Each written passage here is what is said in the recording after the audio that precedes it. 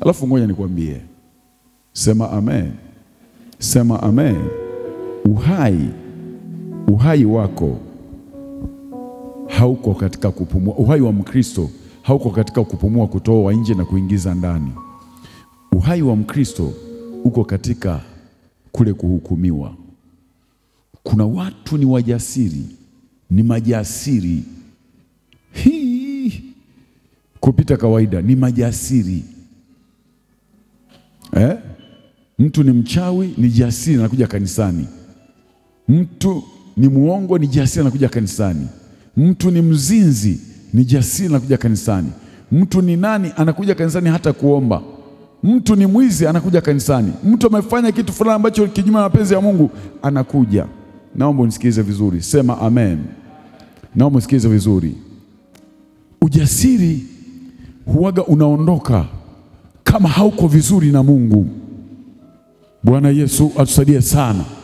Hata tunapotaka kuinua kwamba ngoja niende kanisani, niende kufanya mazoezi, lakini moyo wako, unajua katika vitu ambavyo huwa havikubali rushwa ni moyo.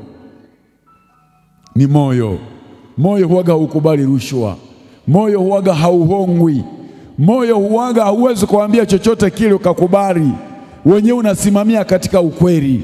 Bwana Yesu atusaidie sana. Bwana Yesu atusaidie sana. Moyo unakumbuka wewe ulizini, moyo unakumbuka wewe uliroga, moyo unakumbuka wewe ulifanya hiki, moyo unakumbuka ulifanya hiki. Kupata ujasiri na kuwa ni kazi. Na nataka niwaambie kwamba hapo ndipo mahali ambapo unakuta tunashindwa kupata yale ambayo Mungu anataka tuyapate. Na Mungu ambaye anataka tuwe, inakuwa ni kazi ili upate ujasiri. Bwana Yesu asifiwe sana. Wapenzi, ikiwa mioyo yetu isipotuhukumu, tuna ujasiri kwa Mungu, na lolote tuombalo twalipokea kwake, kwa kuwa twazishika amri zake na kuyatenda yapendezayo machoni pake.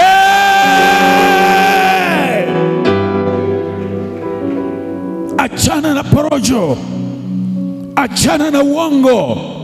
Wanakuambia unajua ni neema tu, ni neema tu, unaweza kufanya chochote, unaweza kufanya hivi, Mungu ni wa huruma, Mungu ni wa upendo. Unakunywa pombe, unafanya nini? Unapigana, unafanya mambo machafu, halafu unakwenda mbele za Mungu. Biblia inasema hata kama unaomba, anasema niondoleeni kelele zenu. Niondoleeni kelele zenu. Bwana Yesu asifiwe.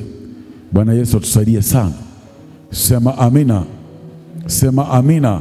Hapa tu, wapenzi, mioyo yetu isipotuhukumu, tuna ujasiri kwa Mungu, na lolote tuombalo twalipokea kwake, kwa kuwa twazishika amri zake na kuyatenda yapendezayo machoni pake.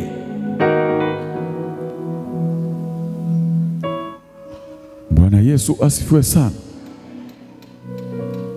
Wewe ambao unatarajia kumwona Yesu, yeye amekwenda kuandaa mahali, amekwenda kuandaa makao ili alipo na sisi tuwepo.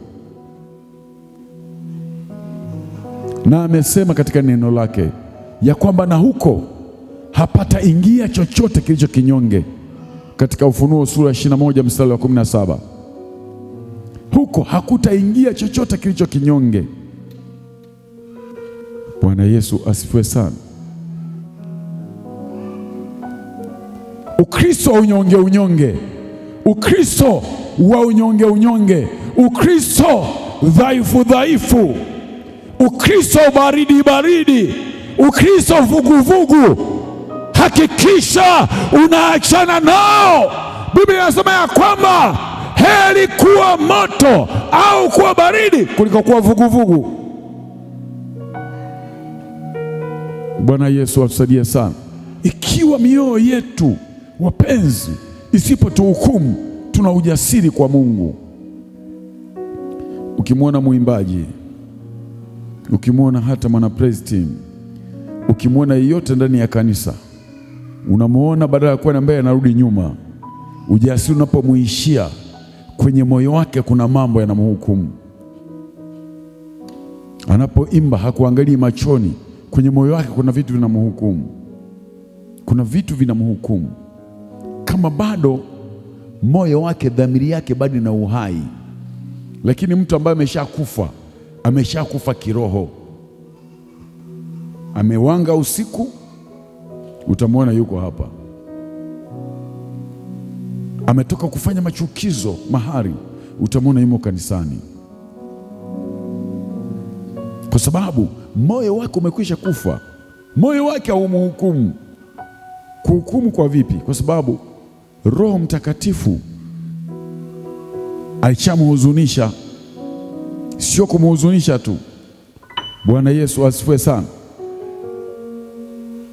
Akampinga. Biblia ndivyo inavyosema katika Wathesalonike na katika Waefeso, kumhuzunisha Roho Mtakatifu alafu na kumpinga Roho Mtakatifu katika kitabu cha Efeso.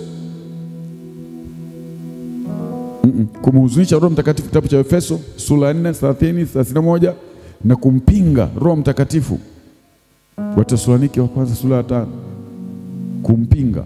Lakini pia hiyo Wathesalonike inasema baada ya kumpinga, baada ya kumzimisha kabisa, unasikia dhamiri ya mtu hata kama anafanya mabaya, anakunywa pombe, saa nyingine anabeba mimba, anabeba mimba, inakwenda inatolewa, mimba inatolewa, anabeba mimba inatolewa, bado yeye ana ujasiri tu saa nyingine wa kuingia kanisani, kuingia kuimba, kuingia kuabudu, kuingia kufanya chochote kile, kwa sababu ana ujasiri yeye, yani ana ujasiri wa kipepo, yani anakwenda tu, maana alishakufa. Lakini yule ambaye dhamiri yake, moyo wake, bado kuna sauti ya Mungu inamwambia hiki ni kibaya, hiki ni kizuri, hiki ni kibaya, hiki ni kizuri, hana ujasiri huo. Moyo wake unamhukumu.